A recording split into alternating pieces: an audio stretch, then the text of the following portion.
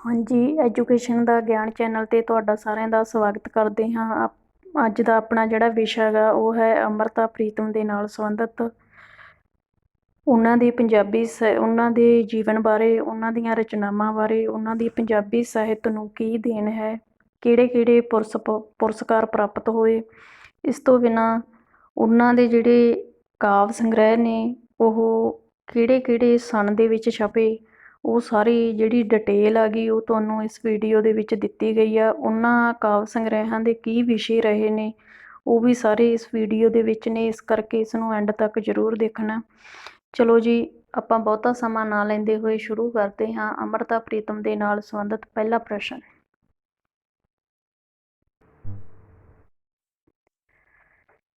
ਹਾਂਜੀ, ਅੰਮ੍ਰਿਤਾ ਪ੍ਰੀਤਮ ਦਾ ਜਿਹੜਾ ਜੀਵਨ ਕਾਲ ਰਿਹਾ ਗਾ ਉਹ ਹੈ 1919 ਤੋਂ 2005 ਦੇ ਸਮੇਂ ਦੇ ਵਿੱਚ।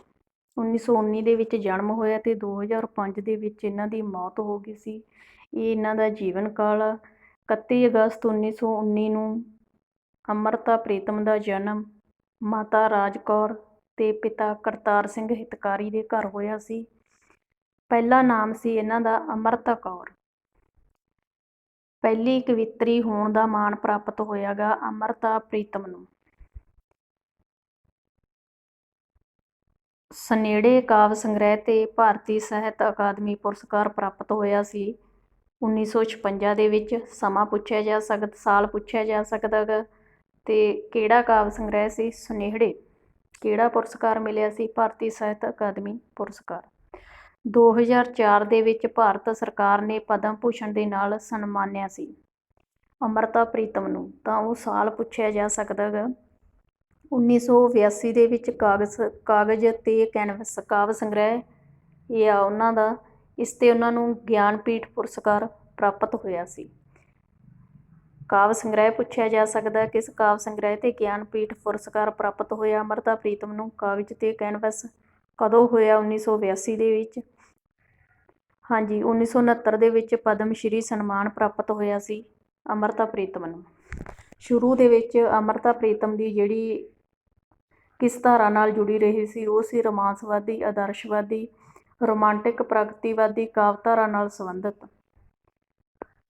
ਕਿਹੜਾ ਸਾਹਿਤਕਾਰ ਸੀ ਜਿਸ ਨੇ ਅੰਮ੍ਰਿਤਾ ਪ੍ਰੀਤਮ ਨੂੰ ਪੰਜਾਬ ਦੀ ਆਵਾਜ਼ ਕਿਹਾ ਸੀ? ਉਹ ਸੀ ਤੇਜਾ ਸਿੰਘ। ਕਵਿਤਾ ਦੇ ਵਿੱਚ ਇਸਤਰੀ ਦੀ ਪੀੜਾ ਦਾ ਬਿਰਤਾਂਤ ਸ਼ਾਮਿਲ ਹੈ। ਹਾਂਜੀ, ਅੱਗੇ ਆਪਾਂ ਕਰਾਂਗੇ ਅੰਮ੍ਰਿਤਾ ਪ੍ਰੀਤਮ ਨੇ ਕਿਹੜੀ ਕਿਹੜੀ ਵਿਧਾ ਤੇ ਕੰਮ ਕੀਤਾ ਸੀ ਤੇ ਪ੍ਰਸਿੱਧੀ ਉਸਨੂੰ ਕਿਸ ਵਿਧਾ ਤੇ ਪ੍ਰਾਪਤ ਹੋਈ ਸੀ। ਉਸਦੇ ਕਿਹੜੇ ਕਿਹੜੇ ਕਾਵਿ ਸੰਗ੍ਰਹਿ ਕਿਸ ਕਿਸ ਸੰਨ ਦੇ ਵਿੱਚ ਛਪੇ।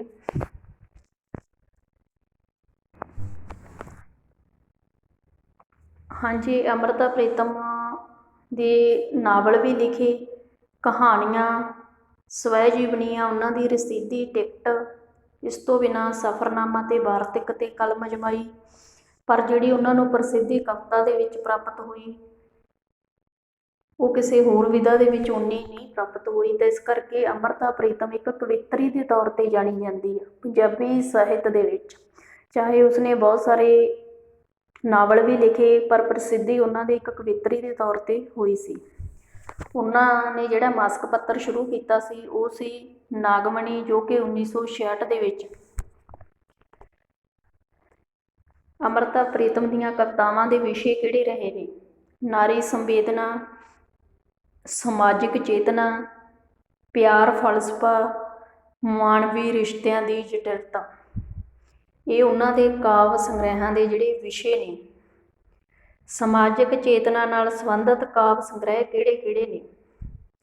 ਇਹ ਪੇਪਰ ਦੇ ਵਿੱਚ ਪੁੱਛ ਲਿਆ ਜਾਂਦਾ ਗਾ। ਤਾਂ ਲੰਮੀਆਂ ਵਾਟਾਂ, ਅਸ਼ੋਕਾ ਚੇਤੀ, ਕਸਤੂਰੀ, ਸਰਗੀ ਬੇਲਾ ਤੇ ਸੁਨੇਹੜੇ, ਜਿਹੜੇ ਕਿ ਸਮਾਜਿਕ ਚੇਤਨਾ ਦੇ ਨਾਲ ਸੰਬੰਧਿਤ ਉਹਨਾਂ ਦੇ ਕਾਵਿ ਸੰਗ੍ਰਹਿ ਨੇ। ਸਮਾਜਿਕ ਦੰਭ ਦਾ ਪਰਦਾਫਾਸ਼ ਕਰਨ ਲਈ ਉਸਨੇ ਪ੍ਰਕਿਰਤੀ ਦਾ ਸਹਾਰਾ ਲਿਆ ਸੀ ਇਹਨਾਂ ਕਾਵਿ ਸੰਗ੍ਰਹਿਾਂ ਦੇ ਵਿੱਚ।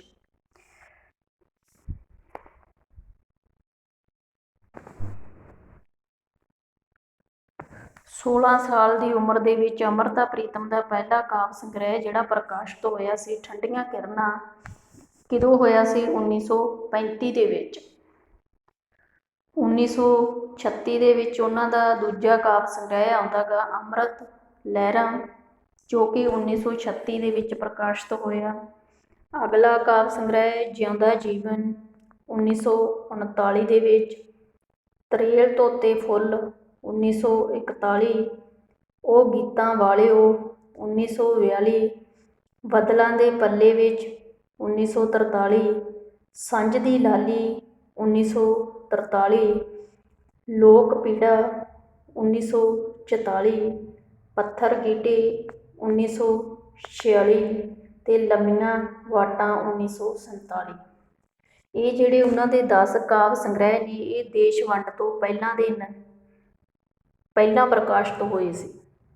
ਪੁੱਛੇ ਜਾ ਸਕਦੇ ਆ ਅੰਮ੍ਰਿਤਾ ਪ੍ਰੀਤਮ ਦੇ ਕਿਹੜੇ ਕਾਵਿ ਸੰਗ੍ਰਹਿ ਦੇਸ਼ ਵੰਡ ਤੋਂ ਪਹਿਲਾਂ ਪ੍ਰਕਾਸ਼ਿਤ ਹੋਏ, ਤਾਂ ਇਹਨਾਂ ਦੇ ਸਨ ਯਾਦ ਰੱਖਣਾ ਅਤੇ ਨਾਮ ਯਾਦ ਰੱਖਣਾ।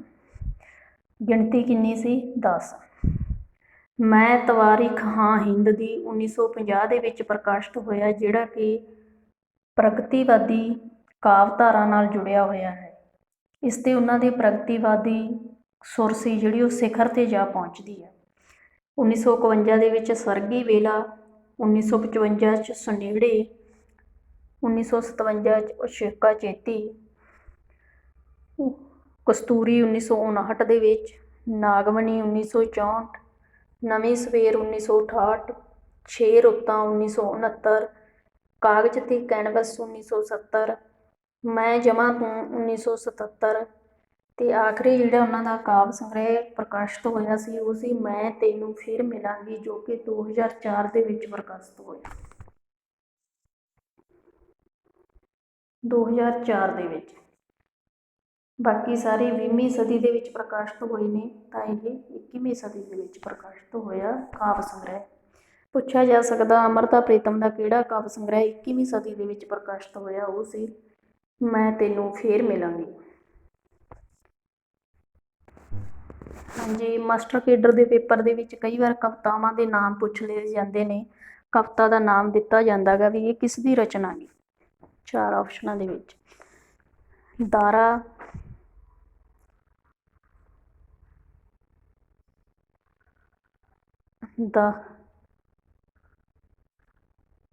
ਦਾਰਾ, ਜਨਮਜਲੀ, ਮੇਰਾ ਪਤਾ, ਰਾਖੀ, ਚੱਪਾ ਚੰਨ, ਪੱਥਰ ਗੀਟੇ, ਸੌਰੀ ਇੱਥੇ ਗਲਤ ਪੈ ਗਿਆ, ਪੱਥਰ ਗੀਟੇ, ਅੰਨਦਾਤਾ, ਬੇਆਵਾਜ਼। ਇਹ ਉਹਨਾਂ ਦੀਆਂ ਜਿਹੜੀਆਂ ਬਹੁਤ ਹੀ ਮਹੱਤਵਪੂਰਨ ਕਵਿਤਾਵਾਂ ਨੇ ਜੋ ਕਿ ਪੇਪਰ ਦੇ ਵਿੱਚ ਪੁੱਛ ਲਏ ਜਾਂਦੇ ਨੇ ਇਹਨਾਂ ਦੇ ਨਾਮ।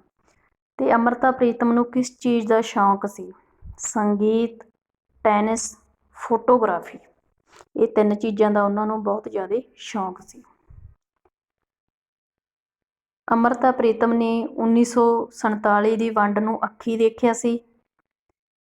ਇਸ ਕਰਕੇ ਉਹਨਾਂ ਦੀ ਜਿਹੜੀ ਸ਼ਾਹਕਾਰ ਰਚਨਾ ਗੀ ਅੱਜ ਆਖਾਂ ਵਾਰਿਸ ਸ਼ਾਹ ਨੂੰ ਕਿ ਤੂੰ ਕਬਰਾਂ ਵਿੱਚੋਂ ਬੋਲ, ਅੱਜ ਕਿਤਾਬੀ ਇਸ਼ਕ ਦਾ ਕੋਈ ਅਗਲਾ ਵਰਕਾ ਫੋਲ।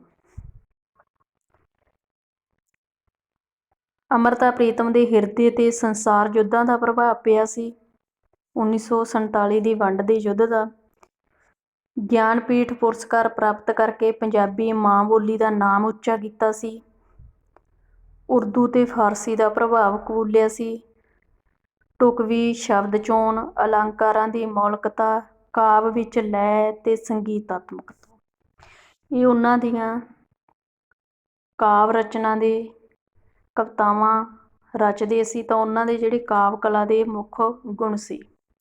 1947 ਦੀ ਵੰਡ ਨਾਲ ਸੰਬੰਧਿਤ ਕਵਿਤਾ ਅੱਜ ਆਖਾਂ ਵਾਰਿਸ ਸ਼ਾਹ ਨੂੰ ਕਿ ਤੂੰ ਕਬਰਾਂ ਵਿੱਚੋਂ ਬੋਲ, ਅੱਜ ਕਿਤਾਬੀ ਇਸ਼ਕ ਦਾ ਕੋਈ ਅਗਲਾ ਵਰਕਾ ਫੋਲ। ਠੀਕ ਹੈ, ਇਹ ਪੂਰੀ ਡਿਟੇਲ ਦੇ ਵਿੱਚ ਹੈ। ਹਾਂਜੀ, ਅੰਮ੍ਰਿਤਾ ਪ੍ਰੀਤਮ ਨੇ ਮੋਹਨ ਸਿੰਘ ਤੋਂ ਪ੍ਰਭਾਵਿਤ ਹੋ ਕੇ ਕਵਿਤਾ ਲਿਖਣੀ ਸ਼ੁਰੂ ਕੀਤੀ ਸੀ, ਪ੍ਰਗਤੀਵਾਦੀ ਰੰਗਤ ਵਾਲੀ। ਲਿਖਦੇ ਤਾਂ ਪਹਿਲਾਂ ਵੀ ਸੀ ਪਰ ਪ੍ਰਭਾਵਿਤ ਕਿਹਤੋਂ ਹੋਏ ਸੀ? ਮੋਹਨ ਸਿੰਘ ਤੋਂ। ਤਾਂ ਕਿਹੜੀ ਧਾਰਾ ਨੂੰ ਅਪਣਾਇਆ ਸੀ? ਪ੍ਰਗਤੀਵਾਦੀ। ਲੋਕ ਪੀੜਾ ਦੇ ਵਿੱਚ ਵੀ 1944 ਦੇ ਵਿੱਚ ਜਿਹੜੀ ਪ੍ਰਕਾਸ਼ਿਤ ਹੋਈ ਸੀ ਉਹਦੇ ਵਿੱਚ ਵੀ ਉਹਨਾਂ ਦੀ ਪ੍ਰਗਤੀਵਾਦੀ ਸੁਰ ਆ ਜਿਹੜੀ ਰੰਗਤ ਆ ਉਹ ਮਿਲਦੀ ਆ। ਪਰ ਜਿਹੜਾ ਪ੍ਰਗਤੀਵਾਦੀ ਸਿਖਰ ਕਿਸ ਰਚਨਾ ਨੂੰ ਕਿਹਾ ਜਾਂਦਾ ਗਾ ਅੰਮ੍ਰਿਤਾ ਪ੍ਰੀਤਮ ਦੀ ਨੂੰ? ਮੈਂ ਤਵਾਰੀਖ ਹਾਂ ਹਿੰਦ ਦੀ, ਜੋ ਕਿ 1950 ਦੇ ਵਿੱਚ ਪ੍ਰਕਾਸ਼ਿਤ ਹੋਇਆ ਸੀ। 1947 ਦੀ ਆਜ਼ਾਦੀ ਤੋਂ ਬਾਅਦ ਪ੍ਰਕਾਸ਼ਿਤ ਹੋਇਆ ਸੀ, ਜਿਸ ਦੇ ਵਿੱਚ ਉਹਨਾਂ ਨੇ ਅੱਖੀਂ ਦੇਖਿਆ ਜਿਹੜਾ 1947 ਦੀ ਵੰਡ ਦਾ ਹਾਲ, ਉਹ ਉਸ ਦਾ ਵੀ ਉਹ ਜ਼ਿਕਰ ਕਰਦੀ ਹੈ। ਤਾਂ ਇਸ ਕਰਕੇ ਇੱਥੇ ਪ੍ਰਗਤੀਵਾਦੀ ਸਿਖਰ ਉਹਨਾਂ ਦੇ ਸਾਰੇ ਕਾਵਿ ਸੰਗ੍ਰਹਿਾਂ ਨਾਲੋਂ ਇਸ ਕਾਵਿ ਸੰਗ੍ਰਹਿ ਦੇ ਵਿੱਚ ਵੱਧ ਸੀ। ਅੰਮ੍ਰਿਤਾ ਪ੍ਰੀਤਮ ਦਾ ਪ੍ਰਗਤੀਵਾਦ 3 ਪੱਖਾਂ ਨਾਲ ਜੁੜਿਆ ਸੀ। ਪਹਿਲਾ ਪੱਖ ਸੀ ਇਸਤਰੀ। ਪੁਰਸ਼ ਦੰਭ ਨੂੰ ਨੰਗਾ ਕਰਦੀ ਹੈ, ਜਿਵੇਂ ਅੰਨਦਾਤਾ ਕਵਿਤਾ ਦੇ ਵਿੱਚ। ਠੀਕ ਹੈ, ਪਹਿਲਾ ਪੱਖ ਉਹਦਾ ਇਸਤਰੀ ਪ੍ਰਤੀ ਸੀ। ਦੂਸਰਾ ਸੀ ਦੇਸ਼ ਦੀ ਆਜ਼ਾਦੀ ਲਈ ਚੱਲ ਰਹੇ ਸੰਘਰਸ਼ ਅਤੇ ਆਜ਼ਾਦੀ ਤੋਂ ਪਹਿਲਾਂ ਹੀ ਹਾਸਲ ਹੋਈ ਦੇਸ਼ ਦੀ ਮੰਦਭਾਗੀ ਵੰਡ ਨਾਲ ਜੁੜਿਆ। ਇਹ ਉਹਦੀਆਂ ਕਵਿਤਾਵਾਂ ਸੀ, ਅੱਜ ਆਖਾਂ ਵਾਰਿਸ ਸ਼ਾਹ ਨੂੰ ਤੇ ਮੈਂ ਤਵਾਰੀਖ ਹਾਂ ਹਿੰਦ ਦੀ। ਤੇ ਤੀਜਾ ਉਹਦੇ ਪ੍ਰਗਤੀਵਾਦ ਦਾ ਜਿਹੜਾ ਪੱਖ ਸੀ ਉਹ ਸੀ ਮਜ਼ਦੂਰ ਜਮਾਤ ਦੇ ਨਾਲ ਜੁੜਿਆ। ਕਿੱਕਰਾਂ ਵੇ ਕੰਡਿਆਲਿਆ ਉੱਤੋਂ ਚੜਿਆ ਪੋਹ, ਹੱਕ ਜਿਨ੍ਹਾਂ ਦੇ ਆਪਣੇ ਆਪੇ ਲੈਣਗੇ ਖੋਹ। ਠੀਕ ਹੈ, ਵੀ ਇਹ ਰਚਨਾ ਦੇ ਵਿੱਚ ਦੇਖ ਸਕਦੇ ਹੋ। ਤਾਂ 3 ਪੱਖਾਂ ਨਾਲ ਉਹਨਾਂ ਦਾ ਪ੍ਰਗਤੀਵਾਦ ਸੀ। ਇਸਤਰੀ ਸੀ ਉਹ ਖੁਦ, ਇਸਤਰੀ ਦੇ ਦਰਦ ਨੂੰ, ਵਿਆਨ ਨੂੰ, ਪੀੜਾ ਨੂੰ ਉਹ ਸਮਝਦੀ ਸੀ। ਠੀਕ ਹੈ, ਤੇ ਪੁਰਸ਼ ਕਿਸ ਤਰ੍ਹਾਂ ਉਹ ਅਤਿਆਚਾਰ ਕਰਦਾ, ਤਾਂ ਉਹ ਸਾਰਾ ਕੁਛ ਉਹਦੇ ਅੰਨਦਾਤਾ ਕਵਿਤਾ ਦੇ ਵਿੱਚ ਆਪਾਂ ਨੂੰ ਮਿਲਦਾ ਗਾ। ਦੂਸਰੀ ਸੀ ਦੇਸ਼ ਦੀ ਆਜ਼ਾਦੀ ਲਈ। ਤੁਹਾਨੂੰ ਸਾਰਿਆਂ ਨੂੰ ਪਤਾ ਕਿ ਅੱਜ ਆਖਾਂ ਵਾਰਿਸ ਸ਼ਾਹ ਨੂੰ ਤੇ ਮੈਂ ਤਵਾਰੀਖ ਹਾਂ ਹਿੰਦ ਦੀ, ਇਹਦੇ ਵਿੱਚ ਉਹ ਸੰਘਰਸ਼ ਜਿਹੜਾ ਚੱਲਿਆ ਸੀ, ਉਹ ਦੇਸ਼ ਦੀ ਜਿਸ ਤਰ੍ਹਾਂ ਮੰਦਭਾਗੀ ਹਾਲਤ ਹੋਈ ਸੀ ਉਸ ਸਮੇਂ, ਬੱਚਿਆਂ ਨੂੰ ਜਿਵੇਂ ਕੱਟਿਆ ਵੱਢਿਆ ਜਾ ਰਿਹਾ ਸੀ, ਔਰਤਾਂ ਨਾਲ ਰੇਪ ਕੀਤੇ ਜਾ ਰਹੇ ਸੀ, ਉਹ ਸਾਰੀ ਘਟਨਾ ਸੀਗੀ ਉਸ ਭਾਗ ਨਾਲ ਜੁੜੀ ਹੋਈ। ਫਿਰ ਸੀ ਮਜ਼ਦੂਰ ਜਮਾਤ ਦੇ ਨਾਲ ਜੁੜਿਆ ਹੋਇਆ।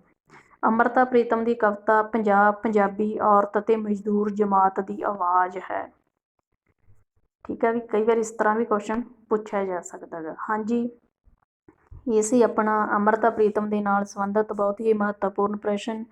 ਜੇਕਰ ਵੀਡੀਓ ਚੰਗੀ ਲੱਗੀ ਤਾਂ ਇਹਨੂੰ ਸ਼ੇਅਰ ਕਰਨਾ, ਚੈਨਲ ਨੂੰ ਸਬਸਕ੍ਰਾਈਬ ਕਰ ਲੈਣਾ, ਤਾਂ ਜੋ ਆਉਣ ਵਾਲੀਆਂ ਵੀਡੀਓ ਦੇ ਨੋਟੀਫਿਕੇਸ਼ਨ ਆ ਜਿਹੜੇ ਤੁਹਾਨੂੰ ਸਮੇਂ ਸਿਰ ਮਿਲਦੇ ਰਹਿਣ। ਇਸ ਚੈਨਲ ਦੇ ਉੱਤੇ ਤੁਹਾਨੂੰ master cadre Punjabi, UGC net Punjabi, master cadre SST ਤੇ UGC ਨੈਟ ਪੋਲ ਸਾਇੰਸ ਦੀ ਤਿਆਰੀ ਕਰਵਾਈ ਜਾਂਦੀ ਹੈ। ਸਾਡੇ ਨਾਲ ਜੁੜਨ ਲਈ ਤੁਸੀਂ ਚੈਨਲ ਨੂੰ ਸਬਸਕ੍ਰਾਈਬ ਕਰ ਸਕਦੇ ਹੋ। ਹਾਂਜੀ, ਜੋ ਵੀ ਇਹ ਵੀਡੀਓ ਦੇਖ ਰਹੇ ਨੇ ਉਹਨਾਂ ਨੂੰ ਇੱਕ ਤਰ੍ਹਾਂ ਦੀ ਬੇਨਤੀ ਹੈ ਕਿ ਆਪਣੀ ਜਿਹੜੀ ਹਾਇਰ ਐਜੂਕੇਸ਼ਨ ਆ, ਜਿਨ੍ਹਾਂ ਦੇ ਵਿੱਚ ਕਾਲਜਾਂ ਦੇ ਵਿੱਚ ਸਰਕਾਰੀ ਦੇ ਵਿੱਚ 25 ਸਾਲ ਹੋ ਗਏ ਕੋਈ ਭਰਤੀ ਨਹੀਂ ਕੀਤੀ ਗਈ, ਤਾਂ ਉਸ ਦੇ ਸੰਬੰਧ ਦੇ ਵਿੱਚ ਇਹ ਵੀਡੀਓ ਬਣਾਈ ਗਈ ਹੈ, ਤਾਂ ਕਿ ਲੋਕ ਜਾਗਰੂਕ ਹੋਣ ਆਪਣੇ ਹੱਕਾਂ ਦੇ ਪ੍ਰਤੀ ਅਤੇ ਸਰਕਾਰ ਤੋਂ ਇਹ ਮੰਗ ਰੱਖਣ ਕਿ ਸਰਕਾਰੀ ਕਾਲਜਾਂ ਦੇ ਵਿੱਚ ਪ੍ਰੋਫੈਸਰਾਂ ਦੀ ਭਰਤੀ ਕੀਤੀ ਜਾਵੇ ਅਤੇ ਜਿਹੜੀ ਐਜੂਕੇਸ਼ਨ ਆ ਉਹ ਬੱਚਿਆਂ ਨੂੰ ਫ੍ਰੀ ਦਿੱਤੀ ਜਾਵੇ। ਤਾਂ ਉਹ ਇਸ ਵੀਡੀਓ ਦੇ ਵਿੱਚ ਦਿੱਤੀ ਗਈ ਹੈ। ਇਸ ਵੀਡੀਓ ਨੂੰ ਤੁਸੀਂ ਪਲੇਲਿਸਟ ਵਿੱਚ ਜਾ ਕੇ ਦੇਖ ਸਕਦੇ ਹੋ।